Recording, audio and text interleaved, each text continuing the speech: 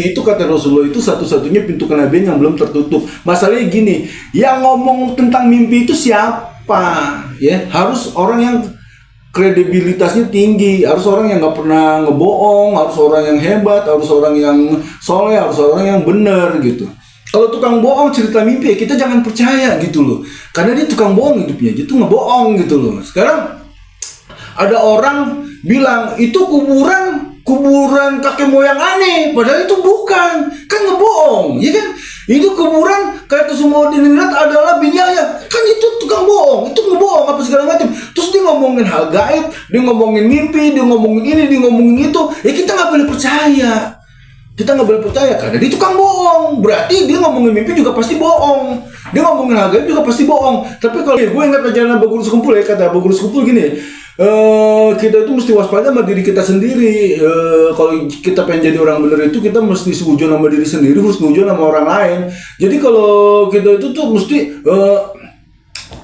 tahu, kita mesti sering introspeksi diri sendiri nih. Wah ini nih yang nggak bener nih gue, yang nggak bener gue. Nah kalau gue lihat dari mana ini dia nggak ada ajaran Abah Guru Sekumpul yang kayak gitu, dia nggak ada. Dia tuh malah sujon sama orang lain, sujon sama dirinya sendiri, sujon bahwa dirinya dia itu cucu Nabi dan dia mau ngelakuin apa aja itu dia bebas. Karena apa? Ada yang ngejamin kakeknya dia. Emang Yahudi tuh kayak begitu.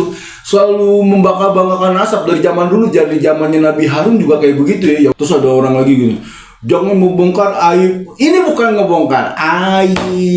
Ini Bani ini nih daya rusaknya nih udah tinggi. Kalau kita nggak publish, dia terus-terusan merusak. Entar suatu saat mau ngomong begitu, yang dipakai anak lu, yang dipakai bini lu sama Habib, lu gimana ntar? Perasaan lu gimana? Hancurnya perasaan lu tuh kayak gimana? Nah sekarang ini kita nih semuanya lagi ngomong, hati-hati. Jangan ngekolin anak kita di pesantren-pesantren yang gak jelas kayak begitu. Ntar anak kita nih bukannya dapat ilmu, malah jadi budak seknya dia. Lu mau kayak gimana? Itu menurut gue. Assalamualaikum warahmatullahi wabarakatuh. WhatsApp para malaser internasional. Apakah ente masih istiqomah dalam kemalasannya untuk berbuat maksiat? Alhamdulillah kalau ente masih istiqomah ya. Balik lagi sama gue, Ketua Maleser Internasional Dunia dan Akhirat, Bang Zaini. Kemarin gue nonton itu Gus Puat channel ya, ada tuh videonya di Pak Kiai ya. Ada salah satu orang soleh tuh bermimpi. Boleh dibilang ini kekasihnya Allah lah ya. Alhamdulillah ya bisa dimimpin ketemu sama Rasulullah SAW. Beliau itu namanya Muhammad Maulana Ishaq ya. Domisilinya itu di lereng pegunungan Muria di daerah Kudus, ya kan? Terus di situ dia ketemu sama Rasulullah, bermimpi ketemu sama Rasulullah. Dia juga kan ketua mursyid ya, guru lah ya, guru tarekat Naksabandi, guru tarekat Sajili apa segala macam gitu lah. Intinya kayak gitulah ya. Nah gini ya, kita nih entar nih pasti bakalan kenal ini sama ini orang, pasti bakalan kenal sama Muhammad Maulana Ishaq nih. Ntar kita bakalan tahu kedepannya, ntar pasti kita bakalan tahu. Soalnya gini, kalau Rasulullah itu ngutus orang, pasti itu orang bukan orang sembarangan, pasti itu orang tuh pasti akhlaknya bener, akhlaknya bagus, apa segala macam. Dan biasanya tuh Rasulullah tuh datang ke orang-orang tuh yang nggak mau terkenal, yang nggak mau dipublish. Dan Rasulullah itu biasanya tuh datang mimpinya tuh ke orang-orang tuh yang gemar sedekah, baik, dan nyenengin umatnya Rasulullah. Jadi kalau pengen kita ketemu sama Rasulullah, minimal di alam mimpi, ya kita banyakin sedekah, banyakin sayang sama umatnya Rasulullah. Kan Rasulullah tuh waktu meninggalnya tuh umati gitu ya. Ini menurut gua. Nah, terus dia tuh 3 kali mimpi.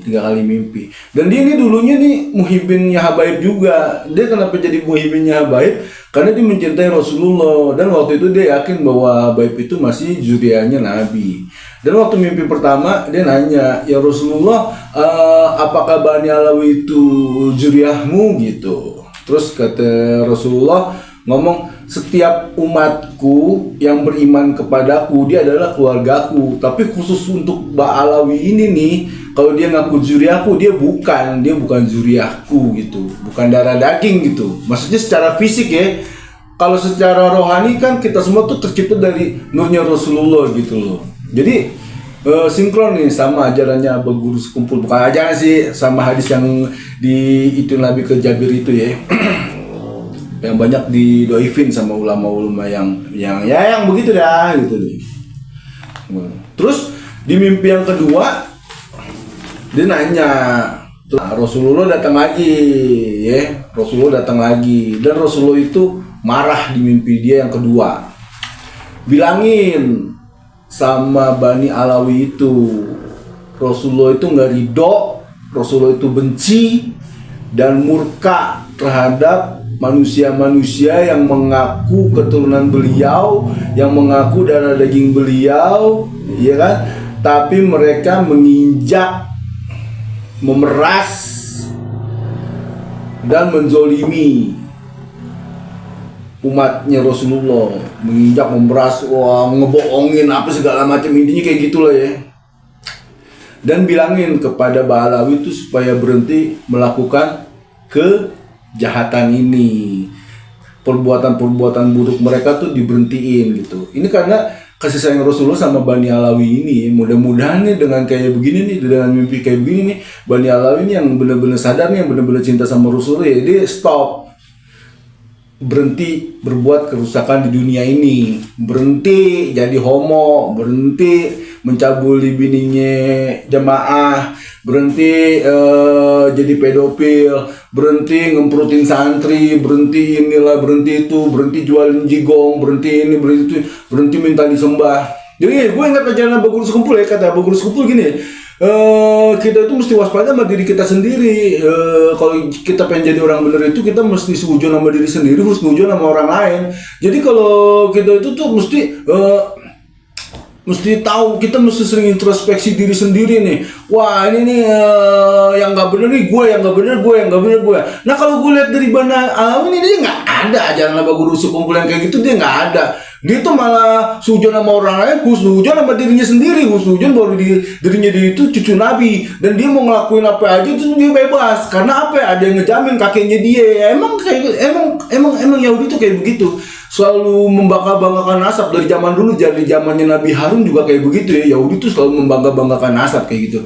Jadi emang gue rasa nih kalau misalnya Abah Guru Sekumpul masih hidup nih, Abah Guru Sekumpul ketawa. Berarti ini Bani Alawi ini nggak mempraktekkan ajarannya Abah Guru Sekumpul, nggak menghidupkan ajarannya Abah Guru Sekumpul, betul kayak gitu. Sekarang Rasulullah tuh marah dan ngedatengin mimpi aulia-aulianya Allah, kekasih-kekasihnya Allah, ya kan? Terus nanti gue jelasin belakang, gue jelasin kenapa kayak begitu, ya kan? Nah, terus pada tanggal 1 November 2023 Rasulullah datang lagi, dan Rasulullah tuh maksa, sampaikanlah pertemuanku denganmu ini kepada cucuku KRT Gus Fakih ya, sama Gus Fakih. Terus Rasulullah berpesan, jangan menisbatkan diri kepada yang bukan bapaknya, karena itu kezaliman yang luar biasa. Dan Rasulullah tahu, Rasulullah tuh visioner. Entah nih di akhir zaman nih bakal ada orang yang menisbatkan keturunannya sama Rasulullah untuk menghancurkan umatnya Rasulullah gitu. Dan Rasulullah sekarang ini ya lagi turun tangan ngebelain umatnya Rasulullah gitu loh. Sekarang gini, ya deh masalah itu deh. Sekarang gini, coba deh perhatiin baik-baik ya. Gus Fuad, kiai-kiai yang lainnya tuh ya, yang konsen di bidang ini, di bidang nasab ya, sebenarnya tuh dari 4 bulan yang lalu, dari beberapa tahun yang lalu bahkan ya, selalu menyuarakan ini. Apakah Gus Fuad itu udah tahu, udah dapat bocorannya dari Rasulullah? Wallahu alam bisawab gitu ya. Wallahu alam bisawab. Karena namanya hidup di dunia ini kan yang pernah, jadi dia sering, wah kalau perempuannya dia dijaga sama dia, nggak boleh kawin sama ahwal. Tapi kalau misalnya lelaki dia bebas mau nikah sama siapa aja. Bahkan di Kalimantan itu ada orang yang udah nikah diminta bininya, kamu tuh ntar dapat barokah karena istri kamu tuh dinikahin sama saya, nanti kita ke surga bareng-bareng. Dan begonya banyak yang ngasih bininya tuh buat dikawinin sama Habib. Banyak itu cerita kayak gitu. Ada yang Habib nggak punya apa-apa datang minta hotel. Ada cerita Maman Kacang, ada cerita ini, ada cerita itu, apa segala macam, cerita-cerita halu, cerita-cerita mimpi apa segala macam. Nah sekarang ini Rasulullah ini menghancurkan dia ini lewat mimpi juga. Nah mimpi itu kata Rasulullah itu satu-satunya pintu kenabian yang belum tertutup. Masalahnya gini, yang ngomong tentang mimpi itu siapa? Ya harus orang yang kredibilitasnya tinggi, harus orang yang nggak pernah ngebohong, harus orang yang hebat, harus orang yang soleh, harus orang yang benar gitu. Kalau tukang bohong cerita mimpi ya kita jangan percaya gitu loh, karena dia tukang bohong hidupnya, itu ngebohong gitu loh. Sekarang ada orang bilang itu kuburan kakek moyang aneh, padahal itu bukan, kan ngebohong, ya kan? Itu kuburan kayak Tusumuddin adalah binyanya, kan itu tukang bohong, itu ngebohong apa segala macam. Terus dia ngomongin hal gaib, dia ngomongin mimpi, dia ngomongin ini, dia ngomongin itu, ya kita nggak boleh percaya. Kita nggak boleh percaya karena dia tukang bohong. Berarti dia ngomongin mimpi juga pasti bohong. Dia ngomongin hal gaib juga pasti bohong. Tapi kalau orang yang kredibilitas, ya gini. Kalau menurut Gus Fuad itu, mimpi itu tuh harus dibuktikan di alam faktual, harus dibuktikan di alam nyata. Sekarang ada orang dimimpin Rasulullah bercerita tentang Bani ini nih, yang daya rusaknya tinggi, yang suka memeras darah, yang suka ini, yang suka nginjak umatnya, yang suka itu segala macam. Sekarang mimpinya dia itu terkonfirmasi secara faktual dan ada gitu loh, bahwa bener emang baninya dia itu suka nginjak darah, suka merkosa bini orang, suka make bini orang, suka make anak kecil, suka ngehomoin, suka inilah, suka itulah, suka nipu, suka minta duit. Sekarang ceramah, aneh mau beli tanah segini, siapa ayo urunan gini.